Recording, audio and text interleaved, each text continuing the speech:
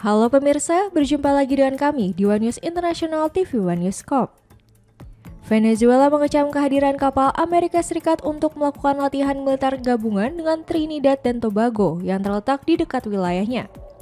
Venezuela menyebut latihan militer Washington sebagai bentuk provokasi saat ketegangan kedua negara meningkat. Informasi lainnya, Rusia mengklaim telah melancarkan serangan terhadap 147 infrastruktur di Ukraina, termasuk jalur kereta dan fasilitas energi. Sementara itu, militer Ukraina melaporkan berhasil menyerang stasiun radar Rusia di Crimea dan merebut 2 permukiman di wilayah timur. Selengkapnya hanya di One News International.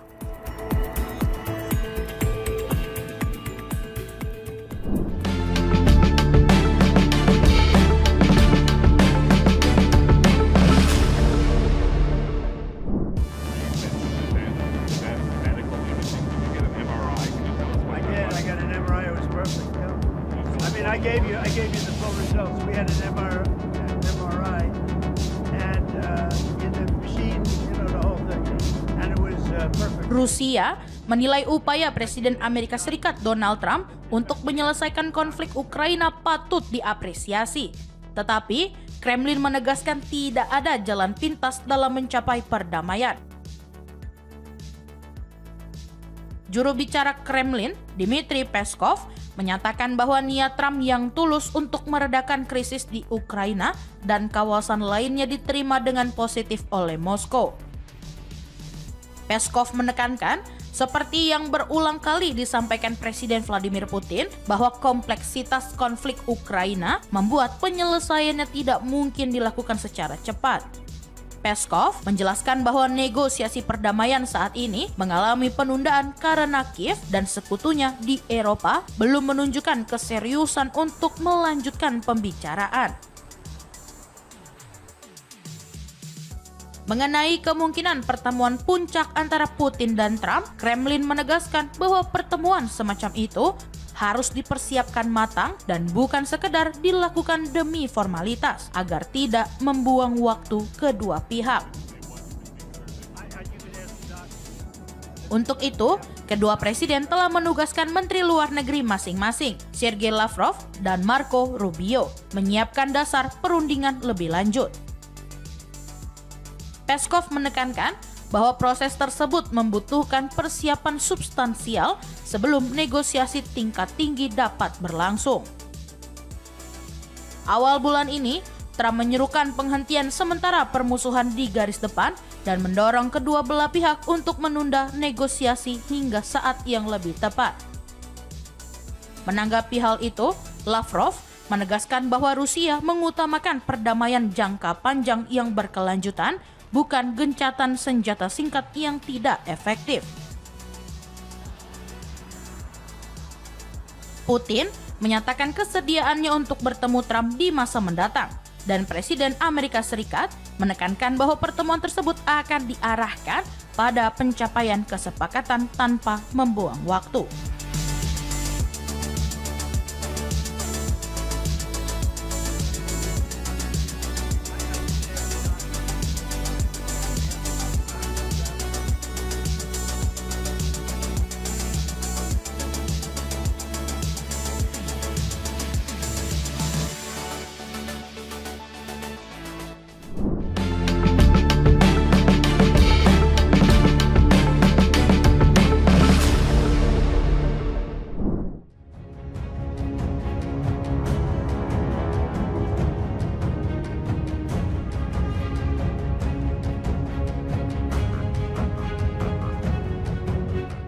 Presiden Amerika Serikat Donald Trump menegaskan bahwa Washington dan Moskow tidak main-main soal senjata nuklir. Menanggapi laporan keberhasilan uji coba rudal jelajah bertenaga nuklir Burevestnik oleh Rusia,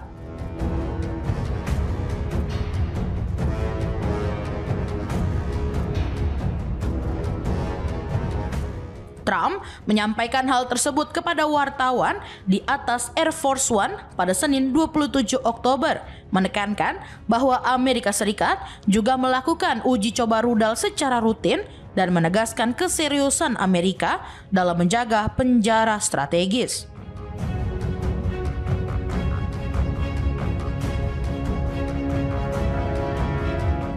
Ia menilai pengumuman Rusia bukan sekedar gertakan, tetapi bagian dari persaingan militer yang nyata.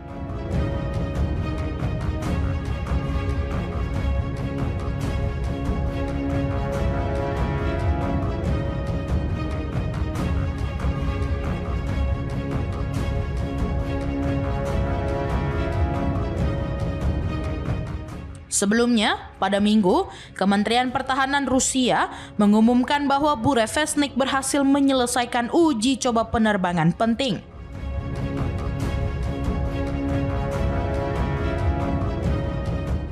Kepala Staf Umum Rusia, Valery Gerasimov, melaporkan hasil uji coba tersebut kepada Presiden Vladimir Putin di hadapan pejabat militer senior, termasuk manuver untuk menguji kemampuan rudal menghindari intersepsi.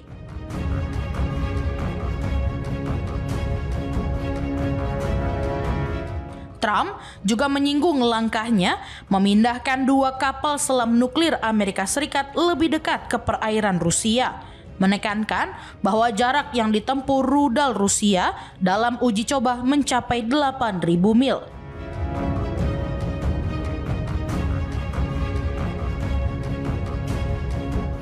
Ia menilai uji coba itu tidak tepat waktu, mengingat perang yang awalnya diperkirakan berlangsung singkat, kini hampir memasuki tahun keempat dan menekankan fokus seharusnya pada penyelesaian konflik.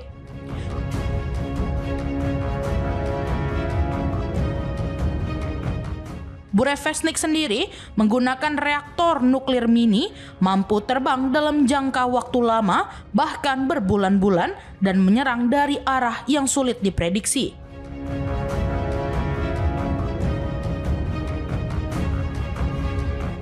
Sistem ini lebih kecil dan lebih murah dibanding rudal balistik antar benua konvensional, dengan kemampuan memperkuat penjara strategis Rusia setelah mulai dioperasikan.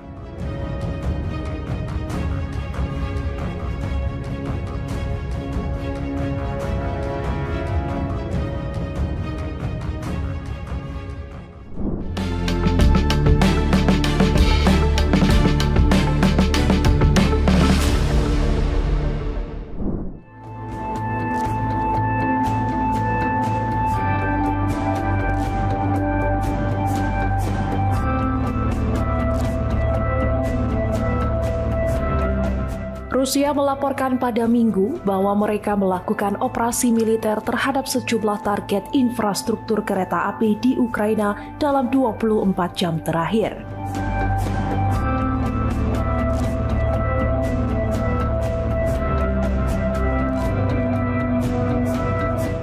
Ukraina merilis laporan terpisah dengan menyebut pasukannya menyerang stasiun radar Rusia sebagai bagian dari perkembangan terbaru konflik yang kini memasuki tahun ketiga.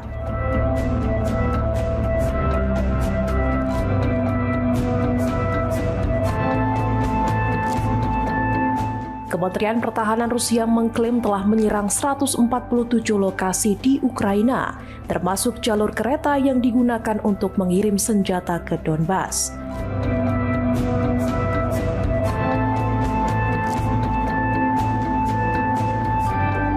Serangan Rusia juga disebut menargetkan fasilitas energi, bengkel produksi dan peluncuran drone, serta gudang perahu tak berawak.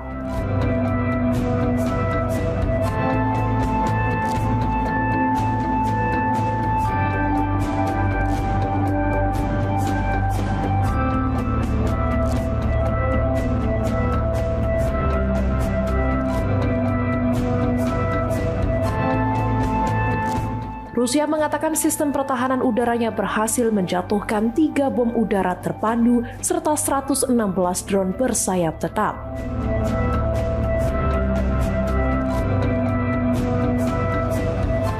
Di pihak lain, militer Ukraina menyatakan pasukan mereka merebut kembali 2 permukiman di arah Ocheretino, wilayah timur negara itu.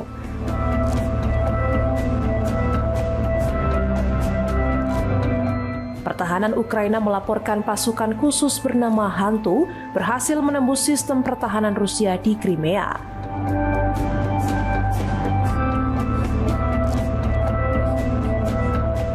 Mereka menggunakan drone untuk menyerang 3 stasiun radar dan 1 kapal pendarat di wilayah tersebut.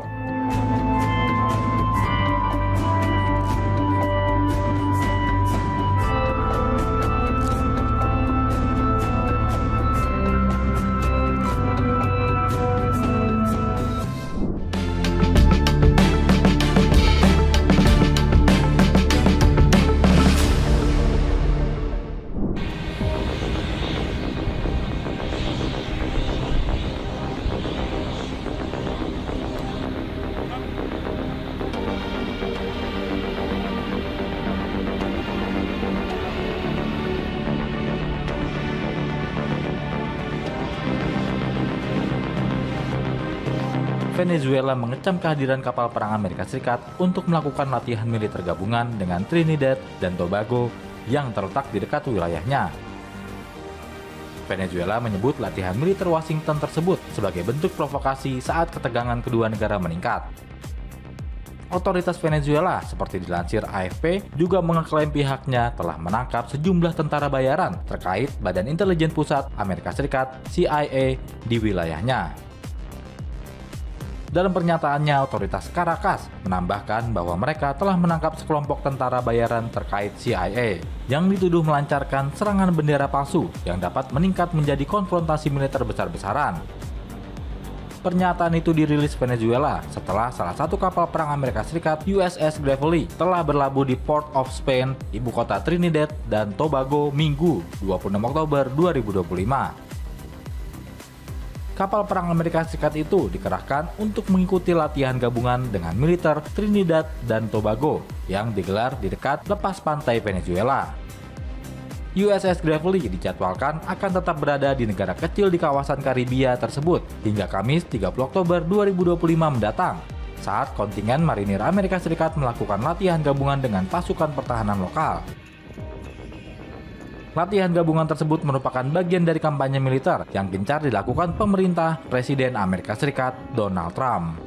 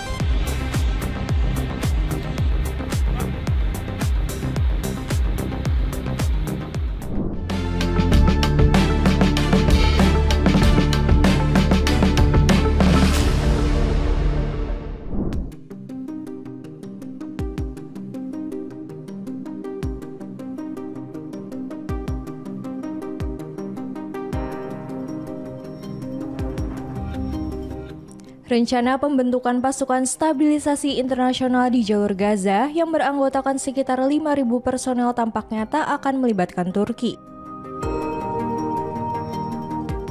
Hal tersebut diperkirakan karena Israel menegaskan keberatan atas partisipasi militer dari Turki dalam misi tersebut.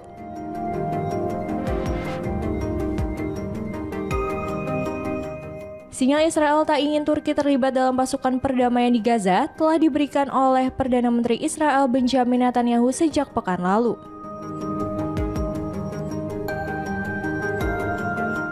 Ketegangan diplomatik di antara kedua negara kembali menguat di tengah konflik Gaza yang masih berlangsung. Meski sempat menunjukkan tanda-tanda perbaikan hubungan, perang terbaru ini membuat jarak di antara keduanya semakin lebar.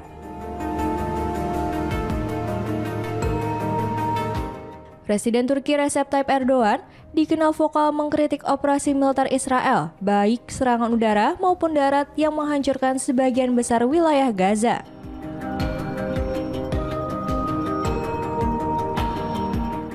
Sementara di sisi lain, pemerintah Israel menilai Erdogan memiliki kedekatan dengan kelompok Hamas. Menteri Luar Negeri Amerika Serikat Marco Rubio menyebut pasukan penjaga perdamaian Gaza nantinya harus terdiri dari negara-negara yang membuat Israel merasa nyaman.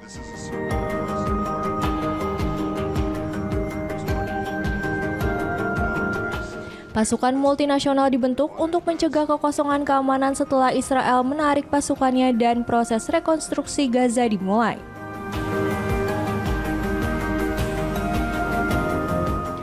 Sebelumnya, pemerintahan Trump diketahui telah menjajaki dukungan dari sejumlah negara Arab dan Muslim untuk ikut berkontribusi dalam misi penjaga perdamaian di Gaza.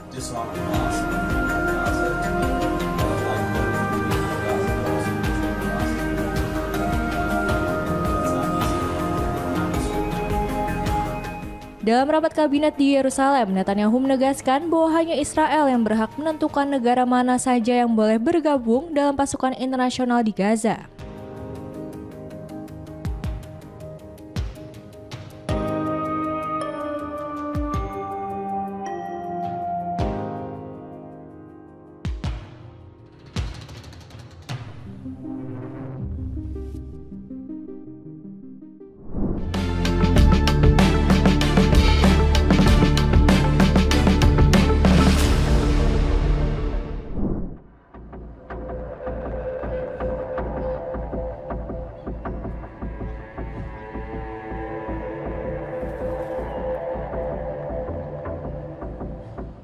Thailand dan Kamboja menandatangani kesepakatan damai untuk menghentikan permusuhan di wilayah perbatasan yang disengketakan.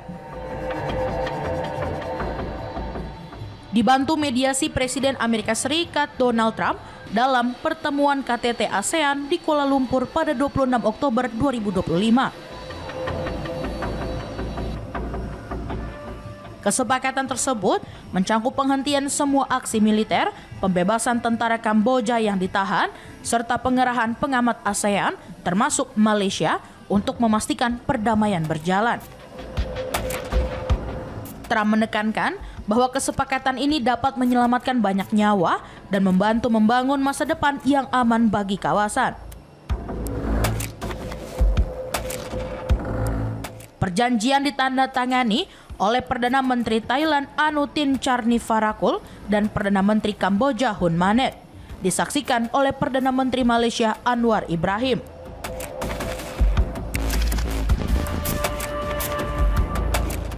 Hun menyebut kesepakatan sebagai indikasi kesediaan kedua negara untuk mematuhi deklarasi bersama. Sementara Anutin menegaskan komitmen Thailand untuk mengimplementasikan kesepakatan secara penuh dan membangun kembali stabilitas serta kepercayaan di perbatasan.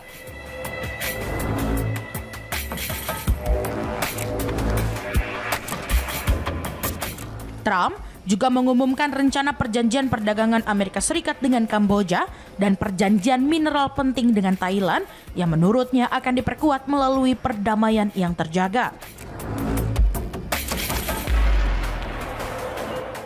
Latar belakang kesepakatan ini muncul setelah bentrokan militer pada Juli lalu yang menewaskan puluhan orang dan memaksa ratusan ribu mengungsi. Sebelumnya, Trump telah menengahi gencatan senjata fase pertama yang menjadi dasar deklarasi perdamaian saat ini. Acara penandatanganan dilakukan setelah penyesuaian jadwal akibat wafatnya Ibu Suri Thailand. Trump hadir di Kuala Lumpur disambut oleh Perdana Menteri Malaysia Anwar Ibrahim dan anggota kabinet. Meskipun terdapat demonstrasi anti-Trump, Presiden Amerika Serikat tetap melanjutkan agenda KTT ASEAN, termasuk pertemuan bilateral dengan negara-negara anggota. Kunjungan ini menandai pertama kali Trump hadir di Malaysia selama masa jabatannya yang kedua.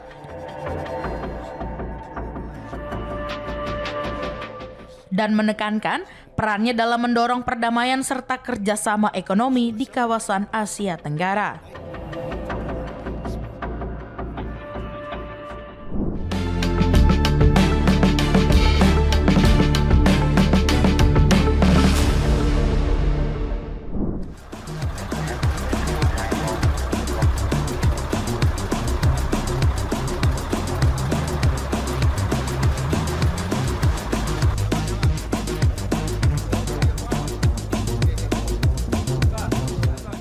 Rekaman video dari Kementerian Dalam Negeri Kamboja memperlihatkan pasukan setempat mulai memuat tank ke truk militer pada Minggu malam. Setelah tercapainya perpanjangan gencatan senjata antara Thailand dan Kamboja di Malaysia yang turut dihadiri Presiden Amerika Serikat Donald Trump. Kementerian Pertahanan Kamboja melalui juru bicaranya Meli Sucheata menyatakan bahwa sebagai bentuk komitmen pada perjanjian perdamaian baru, mereka telah memulai tahap pertama penarikan sebagian pasukan pada pukul 21 waktu setempat. Kesepakatan itu merupakan kelanjutan dari gencatan senjata yang dicapai 3 bulan lalu setelah Trump mendesak kedua negara menghentikan konflik dengan ancaman menunda pembicaraan perdagangan masing-masing dengan Amerika Serikat. Sebelumnya kontak senjata berat antara kedua negara pecah dan berlangsung selama 5 hari. Pertukaran serangan roket dan artileri itu menimbulkan korban jiwa dan memperburuk ketegangan perbatasan. Sedikitnya 48 orang tewas akibat pertempuran tersebut. Sekitar 300.000 warga juga terpaksa mengungsi sementara, menjadikannya salah satu konflik paling serius dalam sejarah terbaru kedua negara.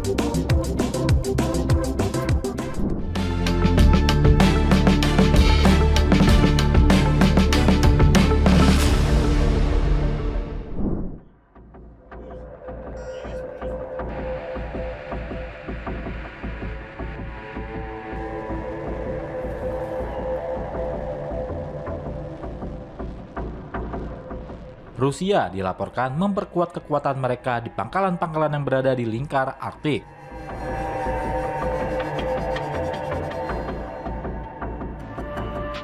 Norwegia, negara pendiri NATO, bahkan menuding peningkatan kekuatan militer Rusia itu, termasuk senjata nuklir yang diarahkan ke Amerika Serikat. Sebagai informasi, hubungan antara Moskow dan Barat memburuk pada Februari 2022. Ketika Presiden Rusia Vladimir Putin memerintahkan militernya untuk melakukan invasi penuh ke Ukraina. Invasi yang disebut Moskow sebagai operasi militer khusus ini memicu perang terbesar di Eropa sejak Perang Dunia Kedua.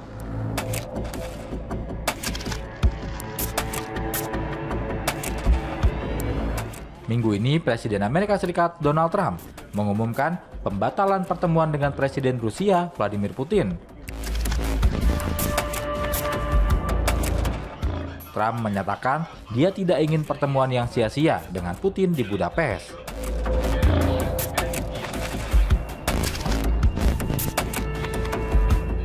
Menteri Pertahanan Norwegia, Sandvik, membahas situasi militer Rusia dalam sebuah wawancara dengan surat kabar Inggris The Daily Telegraph.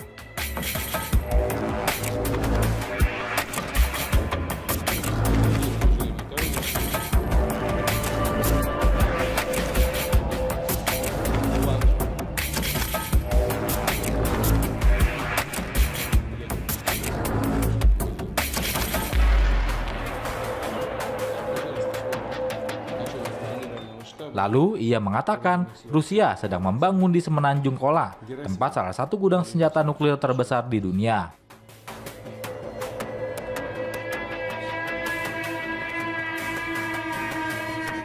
Senjata-senjata itu tidak hanya diarahkan ke Norwegia, tetapi juga ke Inggris dan melintasi kutub menuju Kanada dan Amerika Serikat.